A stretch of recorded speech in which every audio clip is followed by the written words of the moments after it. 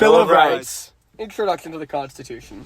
The U.S. Constitution was created in 1787 to replace the very weak Articles of Confederation, which left the nation without a strong central government, unable to address key issues like taxation and interstate affairs.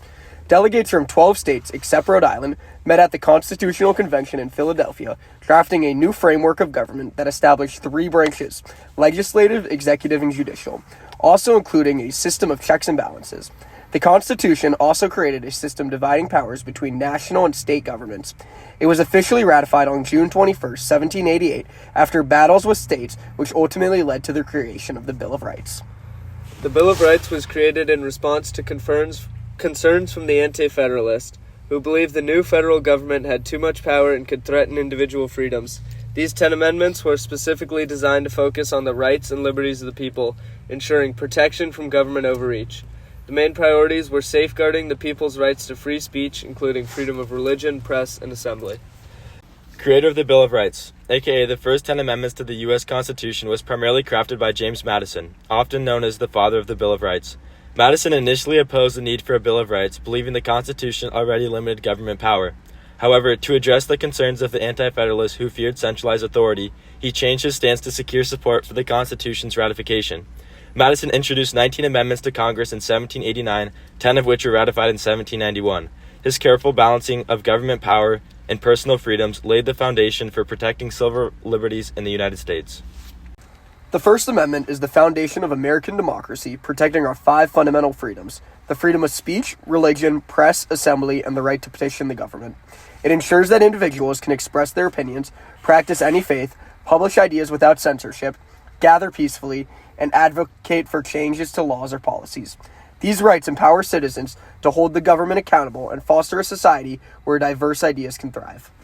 The Second Amendment guarantees the right of the people to keep and bear arms, rooted in the belief that a well-regulated militia is essential for the security of a free state. It protects individuals' ability to own firearms for self-defense, hunting, and other lawful purposes, ensuring citizens can safeguard their freedom and security, and it is also a good demonstration of the mistrust in government. The Third Amendment of the U.S. Constitution protects citizens from being forced to house soldiers in their homes during peacetime without their consent. This amendment was a direct response to the Quartering Acts imposed by the British on American colonists, which required them to provide housing and supplies for British troops, often against their will.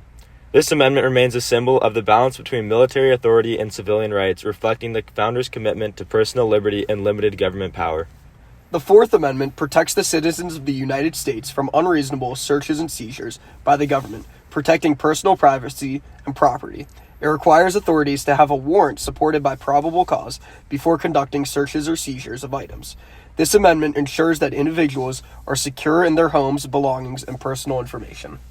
The Fifth Amendment protects essential rights in the legal system. It ensures no person can be tried for serious crimes without a grand jury's indictment, safeguards against double jeopardy, and protects against self-incrimination, allowing individuals to remain silent during legal proceedings. It guarantees due process, ensuring fair treatment under the law, and requires the government to provide just compensation when private property is taken for public use.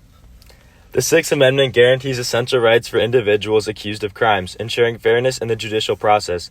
It provides the right to a speedy and public trial, which prevents unnecessary delays and promotes transparency.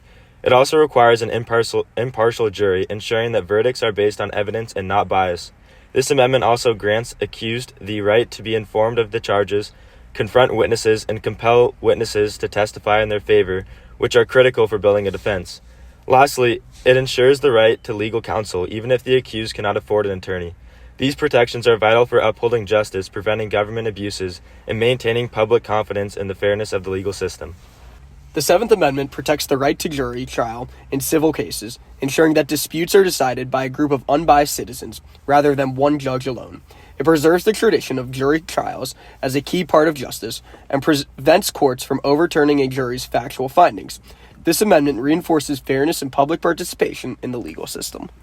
The Eighth Amendment prohibits cruel and unusual punishment, ensuring fair treatment for individuals within the justice system. Protects people from excessive bail or fines that are disproportionate to the offense committed. This amendment reflects the principle that punishment should be humane, preserving individual dignity and rights, plays a vital role in promoting a justice system that respects human rights and safeguards individuals from abuses of power by the government.